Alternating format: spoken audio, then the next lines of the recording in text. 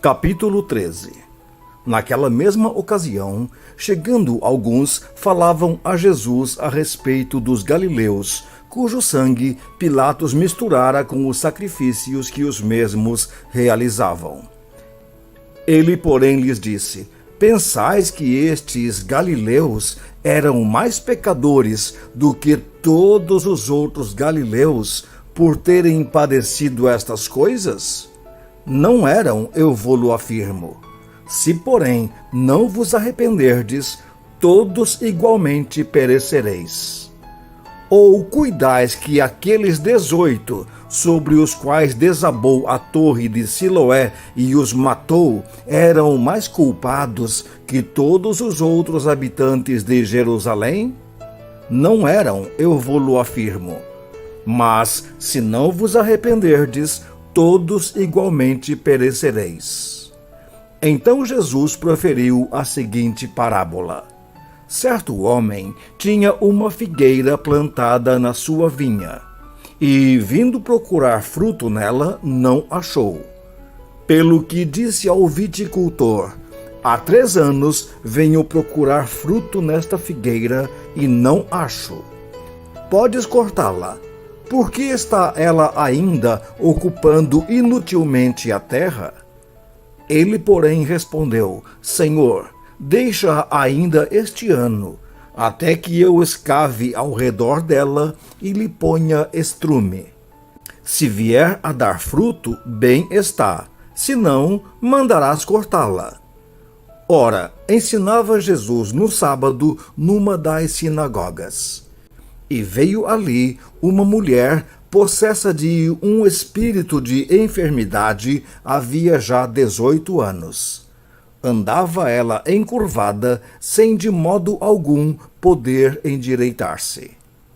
Vendo-a Jesus, chamou-a e lhe disse: Mulher, estás livre da tua enfermidade.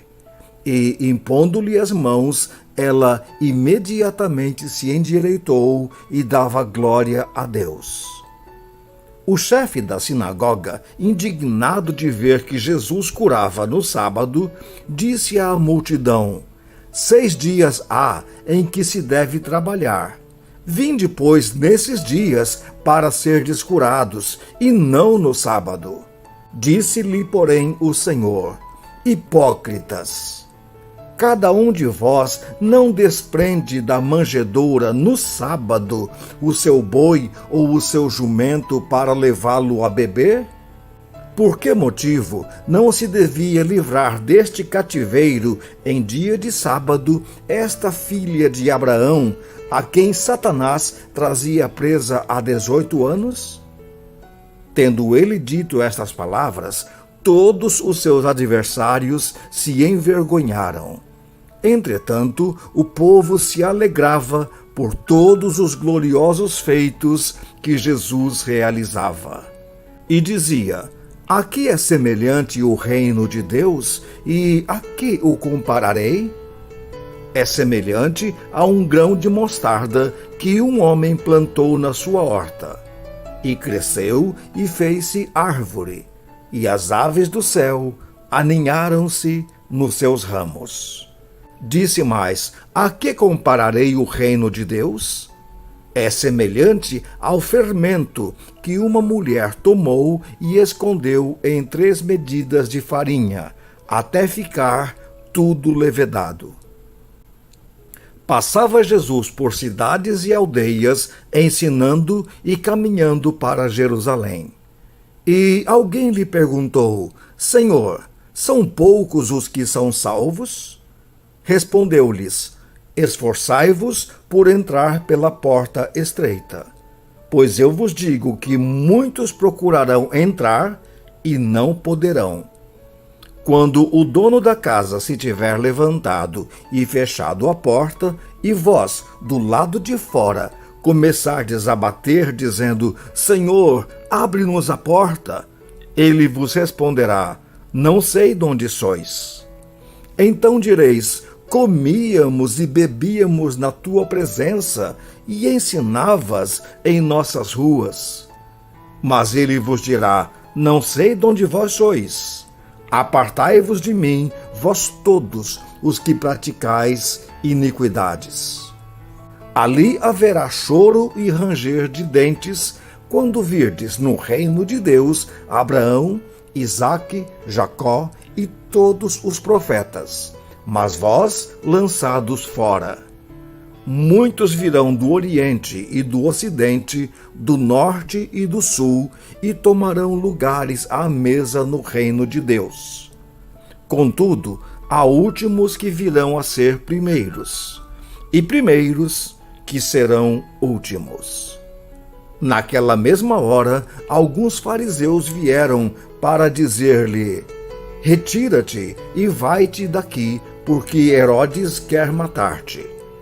Ele, porém, lhes respondeu: ide dizer a essa raposa que hoje e amanhã expulso demônios e curo enfermos, e no terceiro dia terminarei.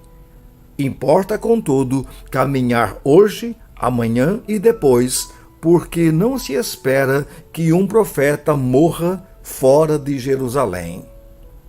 Jerusalém, Jerusalém, que matas os profetas e apedrejas os que te foram enviados. Quantas vezes quis eu reunir teus filhos, como a galinha ajunta os do seu próprio ninho debaixo das asas, e vós não o quisestes. Eis que a vossa casa vos ficará deserta. Em verdade vos digo que não mais me vereis, até que venhais a dizer: bendito o que vem em nome do Senhor. Capítulo 14. Aconteceu que, ao entrar ele num sábado na casa de um dos principais fariseus para comer pão com ele, eis que o estavam observando. Ora, diante dele se achava um homem hidrópico.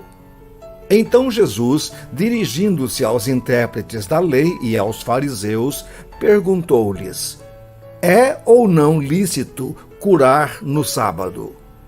Eles, porém, nada disseram. Então, tomando-o, o curou e o despediu. A seguir lhes perguntou: qual de vós, se o filho ou o boi cair num poço, não o tirará logo, mesmo em dia de sábado? A isto nada puderam responder.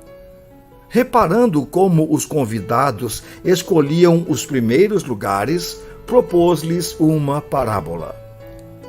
Quando por alguém fores convidado para um casamento, não procures o primeiro lugar, para não suceder que, havendo um convidado mais digno do que tu, vindo aquele que te convidou e também a ele, te diga: dá lugar a este. Então irás envergonhado ocupar o último lugar. Pelo contrário, quando fores convidado, vai tomar o último lugar, para que, quando vier o que te convidou, te diga: amigo, senta-te mais para cima. Ser-te-á isto uma honra diante de todos os mais convivas. Pois todo o que se exalta será humilhado, e o que se humilha será exaltado. Disse também ao que o havia convidado: quando deres um jantar ou uma ceia, não convides os teus amigos, nem teus irmãos, nem teus parentes, nem vizinhos ricos, para não suceder que eles, por sua vez, te convidem e sejas recompensado. Antes, ao dares um banquete, convida os pobres, os aleijados, os coxos e os cegos. E serás bem-aventurado pelo fato de não terem eles com que recompensar-te. A tua recompensa, porém, tu a receberás na ressurreição dos justos. Ora, ouvindo tais palavras, um dos que estavam com ele à mesa disse-lhe: bem-aventurado aquele que comer pão no reino de Deus. Ele, porém, respondeu: certo homem deu uma grande ceia e convidou muitos. À hora da ceia, enviou o seu servo para avisar aos convidados: vinde, porque tudo já está preparado. Não obstante, todos a uma começaram a escusar-se.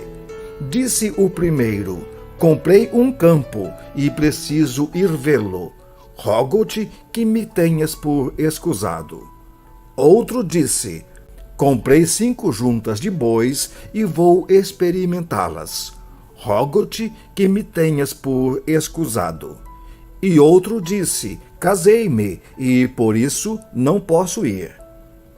Voltando o servo, tudo contou ao seu senhor.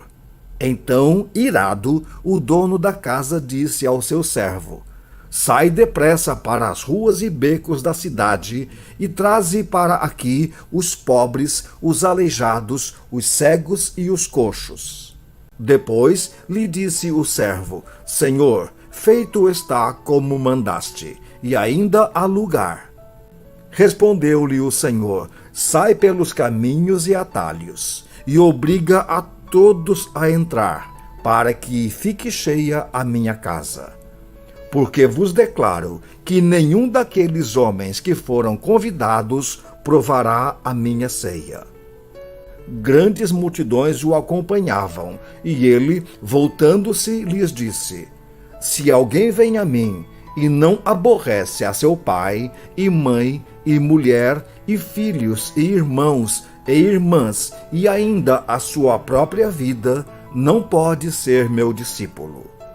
E qualquer que não tomar a sua cruz e vier após mim, não pode ser meu discípulo.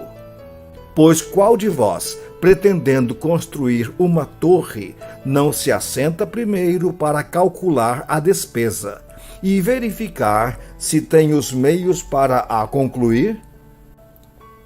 Para não suceder que, tendo lançado os alicerces e não a podendo acabar, todos os que a virem zombem dele, dizendo: este homem começou a construir e não pôde acabar.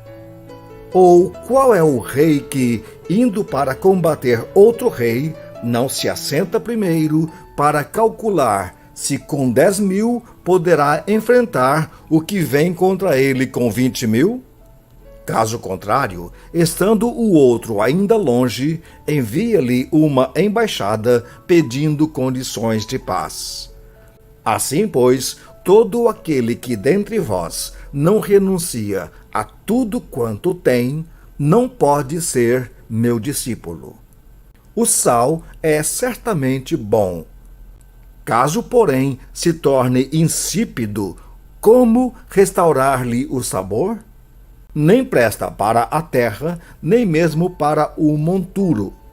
Lançam-no fora.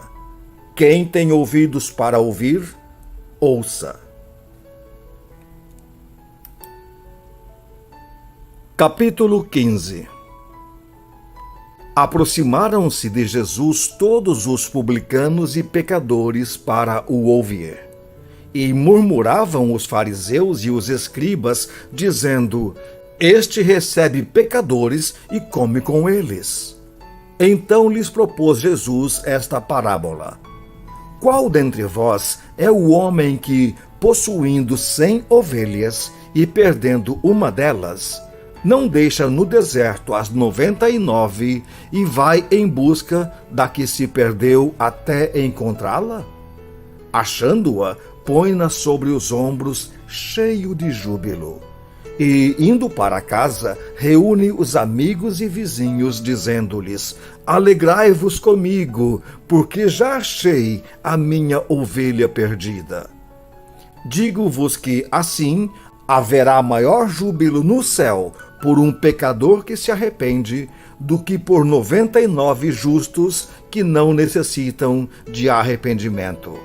Ou qual é a mulher que, tendo 10 dracmas, se perder uma, não acende a candeia, varre a casa e a procura diligentemente até encontrá-la? E, tendo-a achado, reúne as amigas e vizinhas, dizendo: alegrai-vos comigo, porque achei a dracma que eu tinha perdido. Eu vos afirmo que, de igual modo, Há júbilo diante dos anjos de Deus por um pecador quando se arrepende. Continuou: certo homem tinha 2 filhos. O mais moço deles disse ao pai: Pai, dá-me a parte dos bens que me cabe. Ele lhes repartiu os haveres. Passados não muitos dias, o filho mais moço, ajuntando tudo que era seu, partiu para uma terra distante. E lá dissipou todos os seus bens, vivendo dissolutamente. Depois de ter consumido tudo, sobreveio àquele país uma grande fome, e ele começou a passar necessidade. Então ele foi e se agregou a um dos cidadãos daquela terra, e este o mandou para os campos a guardar porcos. Ali desejava ele fartar-se das alfarrobas que os porcos comiam, mas ninguém lhes dava nada. Então, caindo em si, disse: Quantos trabalhadores de meu pai têm pão com fartura, e eu aqui morro de fome. Levantar-me-ei e irei ter com o meu pai e lhe direi: Pai, pequei contra o céu e diante de ti. Já não sou digno de ser chamado teu filho. Trata-me como um dos teus trabalhadores. E, levantando-se, foi para seu pai. Vinha ele ainda longe quando o seu pai o avistou, e, compadecido dele, correndo, o abraçou e beijou. E o filho lhe disse: Pai, pequei contra o céu e diante de ti. Já não sou digno de ser chamado teu filho. O pai, porém, disse aos seus servos: Trazei depressa a melhor roupa, vesti-o, pondo-lhe um anel no dedo e sandálias nos pés. Trazei também e matai o novilho cevado. Comamos e regozijemo-nos, porque este meu filho estava morto e reviveu. Estava perdido e foi achado. E começaram a regozijar-se. Ora, o filho mais velho estivera no campo, e, quando voltava, ao aproximar-se da casa, ouviu a música e as danças. Chamou um dos criados e perguntou-lhe que era aquilo. E ele informou: Veio teu irmão, e teu pai mandou matar o novilho cevado, porque o recuperou com saúde. Ele se indignou e não queria entrar. Saindo, porém, o pai procurava conciliá-lo. Mas ele respondeu a seu pai: Há tantos anos que te sirvo, sem jamais transgredir uma ordem tua, e nunca me deste um cabrito sequer para alegrar-me com os meus amigos. Vindo, porém, esse teu filho, que desperdiçou os teus bens com meretrizes, tu mandaste matar para ele o novilho cevado. Então lhe respondeu o pai: Meu filho, tu sempre estás comigo. Tudo o que é meu é teu. Entretanto, era preciso que nos regozijássemos e nos alegrássemos, porque esse teu irmão estava morto e reviveu, estava perdido e foi achado.